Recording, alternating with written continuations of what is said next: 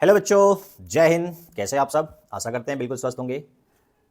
आज एल्डिहाइड और कीटोन में अंतर थ्योरेटिकली बताने वाले हैं, जबकि इसके पहले मैंने एल्डिहाइड और कीटोन में प्रैक्टिकल द्वारा और फेलिंग सोल्यूशन से टेस्ट करके लैबोरेटरी में बताया था। आज थ्योरेटिकल डिफरेंस बताएंगे, वो भी कुछ एडिशनल चीज़ों के साथ। एडिशनल क्या हो सकता है, जब आप इसको देखेंगे, पूरा समझेंगे, तब आपको कुछ हो सकता है कि एडिशनल मिले। हालांकि एंट्रेंस के हिसाब से जो बच्चे देखेंगे, एंट्रेंस के हिसाब से ये कुछ मैंने एडिशनल डाला है, या बोर्ड के हिसाब से तो है ही है। तो चलिए देखते हैं एल्डिहाइड और कीटोन में अंतर कैसे करते हैं। तो एल्डिहाइड के लिए हम क्या लिखते हैं भाई? RCHO। आर क्या है? Alkyl group. और कीटोन के लिए क्या लिखते हैं? RCOR, जिसमें आर और आर दोनों बराबर भी हो सकता है या समान हो सकता है। यदि हम ऑक्सीडाइजिंग एजेंट, जैसे ऑक्सीडाइजिंग एजेंट में क्या क्या होता है? स्ट्रॉन्ग ऑक्सीडाइजिंग एजेंट क्या क्या? KMnO4। हालांकि इसको स्ट्रॉन्ग ऑक के साथ साथ माइल्ड ऑक्सीडाइजिंग एजेंट भी कहीं कहीं यूज कर देते हैं, ठीक है। और दूसरा है पोटेशियम डाइक्रोमेट K2Cr2O7 और CrO3। इसके अलावा स्ट्रॉन्ग ऑक्सीडाइजिंग एजेंट में क्या है? HNO3। ये ऑक्सीडाइजिंग एजेंट है, स्ट्रॉन्ग है। इस ऑक्सीडाइजिंग एजेंट से ना कीटोन का पता चलेगा ना एल्डिहाइड का, अर्थात एल्डिहाइड भी ऑक्सीकृत होगा और कीटोन भी ऑक्सीकृत होगा। तो इसका इस्तेमाल करना, तो इसके इस्तेमाल से हम अंतर नहीं कर पाएंगे। लेकिन माइल्ड ऑक्सीडाइजिंग एजेंट, जिसको आप क्या बोलते हैं? टॉलेन अभिकर्मक, फेलिंग सोल्यूशन, इन दोनों की सहायता से एल्डिहाइड कौन है कौन कीटोन है ये अंतर कर सकते हैं। फेलिंग से तो हमने करके लैब में दिखाया है, टॉलेन से और फेलिंग से जो रिएक्शंस लिखते हैं, आज उसको थ्योरेटिकली समझा रहा हूँ मैं, ठीक है।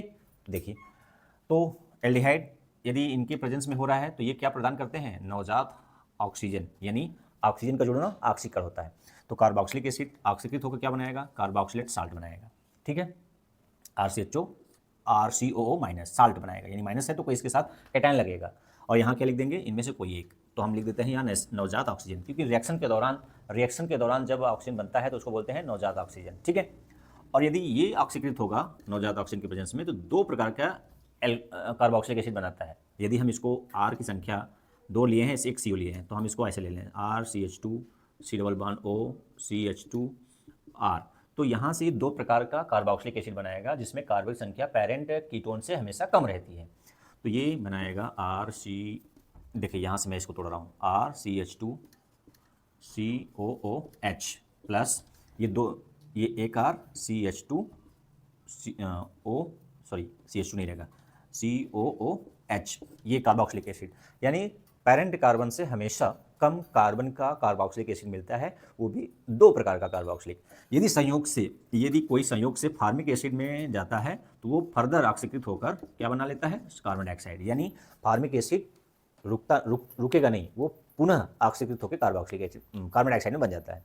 ये हो गया प्रबल ऑक्सीकारक की उपस्थिति में एल्डिहाइड और कीटोन दोनों ऑक्सीकृत होता है और रिस्पेक्टिव कार्बोक्सिलिक एसिड बनता है, लेकिन कीटोन में दो प्रकार का कार्बोक्सिलिक एसिड बनता है। ये तो हो गया समानता। अब अंतर की बात हम कर रहे थे, हेडिंग तो अंतर की बात है। तो अंतर कैसे करते हैं? फेलिंग से, टॉलेन से। तो पहले टॉलेन से देखिए, टॉलेन अभिकर्मक क्या होता है, कैसे उसको लिखते हैं? तो हम लिखने जा रहे हैं टॉलेन विलयन परीक्षण या टॉलेन टेस्ट या रजत दर्पण परीक्षण।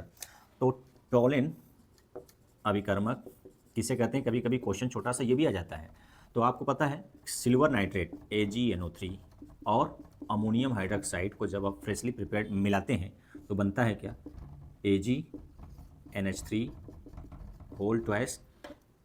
ये कम्प्लेक्स कंपाउंड बनता है, ठीक है, प्लस और इसके साथ जो नेगेटिव चार्ज इसको बैलेंस किया रहेगा OH माइनस है।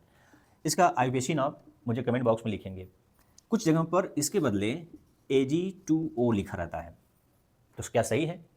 सही है, लेकिन Ag2O पहले राउंड में बनते ही फिर ये बदल कर कम्प्लेक्स कंपाउंड में बदल जाता है। यानी ये इस फॉर्म में स्टेबल नहीं रहता है। Ag2O सिल्वर ऑक्साइड वो किस फॉर्म में बदल जाता है? इस कॉम्प्लेक्स कंपाउंड में। इसको यूज किया जाता है टॉलिन के लिए। इस फार्मूले को हम यूज नहीं कर देंगे, बनेगा पहले राउंड में, लेकिन ये स्टेबल ना होकर इसमें बदल जाता है, ठीक है। तो कैसे लिखते हैं? अब इसको देखिए, एक मिनट। हाँ, तो लिखेंगे ऐसे, यहाँ पर RCHO plus AgNH3 whole twice plus OH। अच्छा, इसको जो OH माइनस था साथ में उसको हम अलग कर लेते हैं, बैलेंस करने के रिस्पेक्ट के लिए, संतुलित समीकरण करने के लिए इसको हम OH को अलग कर लेते हैं। तो क्या बनेगा? ये जो एल्डिहाइड है RCHO, RCOO माइनस, यानी कार्बोक्सिलिक साल्ट में बनेगा। सिल्वर जो कॉम्प्लेक्स कंपाउंड में है 1 प्लस में है, यहाँ पर ऑक्सीकरण का अवस्था कितना है, +1 है। यहाँ पर बन जाएगा Ag0, यानी ये अवक्षेपित हो जाएगा धातु के रूप में, मेटल के रूप में। और जिस वेसल में कराएंगे, चाहे टेस्ट ट्यूब में कराएंगे, तो टेस्ट ट्यूब के अंदर वाले वाल में एक, जैसे यहाँ टेस्ट ट्यूब है, टेस्ट ट्यूब में करा रहे हैं, तो अंदर वाले वाल में क्या हो जाएगा, एक लेयर बन जाएगी जो क्या होता है, सिल्वर का। इस कारण से ये चमकदार दिखता है, ये दर्पण की तरह, इसलिए इसको बोलते हैं रजत दर्पण परीक्षण या सिल्वर मिरर टेस्ट। ठीक है, तो इसके अलावा बाई प्रोडक्ट क्या बनता है, अमोनिया और पानी, ये हो गया बाई प्रोडक्ट। बैलेंस करने के लिए आप इसको बैलेंस कर सकते हैं, नहीं तो ऐसा रिएक्शन लिख सकते हैं। ठीक है, ये हो गया आपका रिएक्शन। अब इसमें क्या क्या आपको जानना जरूरी है, इसमें जानना जरूरी है कि किसका ऑक्सीकरण हुआ, एल्डिहाइड का। ये क्या हुआ है, ऑक्सीकरण हुआ है। किसका अपचयन हुआ है, सिल्वर जो इसमें +1 है कॉम्प्लेक्स कंपाउंड, नहीं टॉलिन अभिकर्मक, क्या हुआ है, अपचयित हुआ है। किसमें अपचयित हुआ है, सिल्वर धातु में अपचयित हुआ है। तो ये कुल मिलाकर रिएक्शन कैसा है, रेडॉक्स रिएक्शन है। क्यों है, क्योंकि इसका ऑक्सीकरण और टॉलिन का अपचयन, तो ये क्या हो गया, रेडॉक्स हो गया। ठीक है, तो इससे ये सिद्ध हो गया कि ये सैंपल है आपके एल्डिहाइड है। यदि रजत दर्पण नहीं मिला, रजत सिल्वर नहीं मिलेगा, तो ये कीटोन होगा। यदि आप कीटोन के साथ यही कराएंगे। अच्छा, यहाँ पर रिएक्शन के समय, यहाँ पर जब लैब में कराते हैं, तो यहाँ क्या कराते हैं, वाटर बाथ कराते हैं। वाटर बाथ मतलब पानी, गर्म पानी के द्वारा इसको हम सैंपल को गर्म करते हैं, डायरेक्ट फ्लेम पर नहीं ले जाते, यही होता है वाटर बाथ। ठीक है, मतलब गर्म पानी की सहायता से हीट करना, वाटर बाथ। ठीक है, अब यही आप कीटोन के साथ, यही कीटोन के साथ इस टॉलिन अभिकर्मक को क्रिया कराएंगे। ठीक है, यहाँ पर क्या लिख देंगे, AgNH3 प्लस OH माइनस। तो आपको यहाँ पर क्या होगा, नो रिएक्शन लिखना है। क्या लिखना है, नो रिएक्शन लिखना है। जबकि प्रबल ऑक्सीकारक वाले में भी कार्बोक्सिलिक एसिड बन रहा था, इसमें कोई अभिक्रिया नहीं दिखने को मिलेगी। तो इससे सिद्ध होगा कि ये क्या है, कीटोन है। जबकि सिल्वर का मिलना एल्डिहाइड बताएगा। क्लियर है, एक टेस्ट पता चला, सिल्वर मिरर टेस्ट या रजत दर्पण परीक्षण टेस्ट या टॉलिन टेस्ट। ठीक है, टॉलिन अभिकर्मक टेस्ट, टॉलिन अभिकर्मक टेस्ट। ठीक, अब हम चलते हैं फेलिंग विलियन टेस्ट, जिसको मैंने लैब में आपको कीटोन और एल्डिहाइड को साथ टेस्ट ट्यूब को मैंने करके दिखाया था, जिसमें कॉपर सल्फेट और सोडियम पोटेशियम टार्ट्रेट, जिसे रोचले साल्ट कहते हैं, उसको मिक्स करके कराया था। तो उसका रिएक्शन मैं दिखा दूँ यहाँ पर, और जो इसका प्रैक्टिकल वीडियो है, यानी लेबोरेटरी का वीडियो है, आप लिस्ट में जाकर देख सकते हैं और समझ सकते हैं इसका थ्योरेटिकल का प्रैक्टिकल वाला। आज प्रैक्टिकल पहले करा दिया हूँ, थ्योरेटिकल बाद में समझा रहा हूँ। ठीक है, देखते हैं इसको। ये तो हो गया टॉलिन टेस्ट। अब फेलिंग टेस्ट। फेलिंग में क्या करते हैं, फेलिंग विलियन ए, क्या होता है, फेलिंग विलियन क्या होता है, दो विलियनों का मिक्सचर होता है, ए और बी। तो फेलिंग ए में क्या होता है, फेलिंग ए में होता है कॉपर सल्फेट CuSO4 जली, यानी कॉपर सल्फेट का जली विलियन। और बी में होता है सोडियम पोटेशियम टार्ट्रेट। ठीक है, सोडियम पोटेशियम टार्ट्रेट, और उसके साथ साथ सोडियम हाइड्रोक्साइड इसमें मिला होता है, यानी क्षारीय सोडियम पोटेशियम टार्ट्रेट, जिसे रोचले साल्ट या रोसले साल्ट भी कहते हैं, रोसले लवण या साल्ट। ठीक है, इन दोनों का मिश्रण क्या होता है, फेलिंग बी होता है, और कॉपर सल्फेट का विलियन फेलिंग ए होता है। इन दोनों को बराबर मात्रा में लेकर फेलिंग विलियन बनाते हैं। अब उसको साल्ट के सैंपल के साथ, यदि एल्डिहाइड है। अच्छा, इसका इंपॉर्टेंस पूछ लेता है कभी कभी कि हम कॉपर सल्फेट में ये क्यों मिलाते हैं, फेलिंग विलियन बी क्यों मिलाते हैं। तो कॉपर सल्फेट में कॉपर का ऑक्सीकरण संख्या कितनी होती है, +2 होती है। उसको +2 बनाए रखें, इसके लिए हम क्षारीय माध्यम में सोडियम पोटेशियम टार्ट्रेट डालते हैं। ये कॉपर 2+ इसके साथ कॉम्प्लेक्स कंपाउंड बनाकर स्टेबलाइज रहता है, +2 में बना रहता है, जो इसको ऑक्सीकृत करेगा एल्डिहाइड को। ठीक है ना, यहाँ हम लिखते हैं संकर यौगिक नहीं लिखेंगे, +2 लिखेंगे, और क्षारीय माध्यम में OH-। तो यहाँ वाटर बात करते हैं जब, तो ये कार्बोक्सिलिक साल्ट में बनता तो है, और साथ साथ क्या बनता है, Cu2O क्यूप्रस ऑक्साइड का लाल या भूरा अवक्षेप बनता है, जो मैंने आपको दिखाया था, टेस्ट ट्यूब के नीचे जमा हुआ था।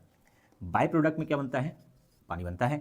ठीक है, तो ये एल्डिहाइड का कार्बोक्सिलिक साल्ट में, लवण में ऑक्सीकृत होना, और इसमें कॉपर 2+ का कॉपर 1+ में जाना, अपचयन होना, ये बताता है, लाल भूरा अवक्षेप का आना, ये बताता है कि यहाँ पर रिएक्शन हुआ, ये अपचयित हुआ, जबकि एल्डिहाइड क्या हुआ, ऑक्सीकृत हुआ। तो यहाँ पर ऑक्सीकरण अपचयन से एक अवक्षेप मिला, क्या मिला, लाल या भूरा अवक्षेप। तो इससे सिद्ध हुआ कि जो सैंपल है वो एल्डिहाइड है। कीटोन के साथ कोई चेंजिंग नहीं देखने को मिलता। मैं प्रैक्टिकल करके दिखाया आपको, वीडियो देखिए और समझिए कि उसमें फेलिंग विलियन जो बना था नीला कलर का, वो एज इट इज बना रहा वाटर बाथ के बाद भी। तो इससे सिद्ध हुआ। अच्छा, एडिशनल चीज़ मैंने आपको कहा था, ये तो रिएक्शन लिखने के लिए हो गया। यदि कीटोन के लिए लिखेंगे आप तो क्या लिखेंगे, RCOR, और ये चीज़ लिख देंगे फेलिंग विलियन Cu2 plus plus OH minus, और इधर क्या लिख देंगे, नो रिएक्शन। क्या लिखेंगे, नो रिएक्शन, नो रिएक्शन यानी कोई अभिक्रिया नहीं। क्या लिखेंगे, कोई अभिक्रिया नहीं। ठीक है, तो ये हो गया लिखने को वाला। अब मैं एडिशनल बात बता दूं।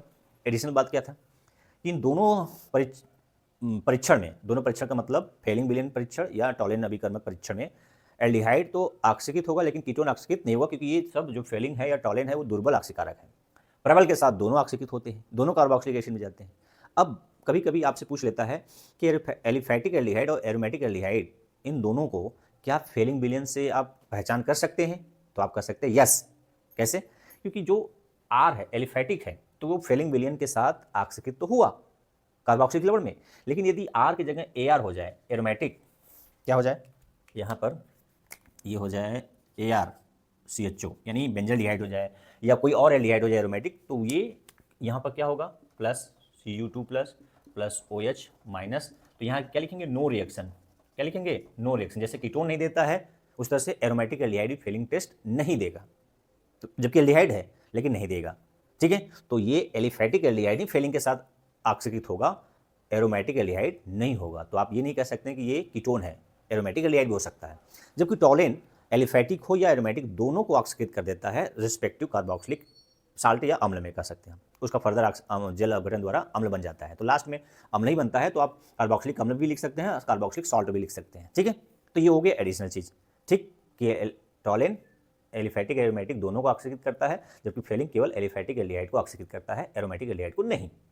कीटोन को तो करता ही नहीं है, जैसे मैंने बताया। अब आप कभी कभी बायोमॉलिक्यूल में पढ़ेंगे, क्वेश्चन वहाँ से बनता है कि कौन कौन से रिड्यूसिंग शुगर है, कौन कौन नॉन रिड्यूसिंग है, यानी कौन कौन अपचयी शर्करा है, कौन कौन अनअपचयी शर्करा है। तो सुक्रोज को छोड़कर सभी मोनोसैकराइड और ओलिगोसैकराइड में माल्टोज, लैक्टोज अपचयी शर्करा है, क्योंकि उनके क्रियात्मक समूह फ्री होते हैं, मुक्त होते हैं।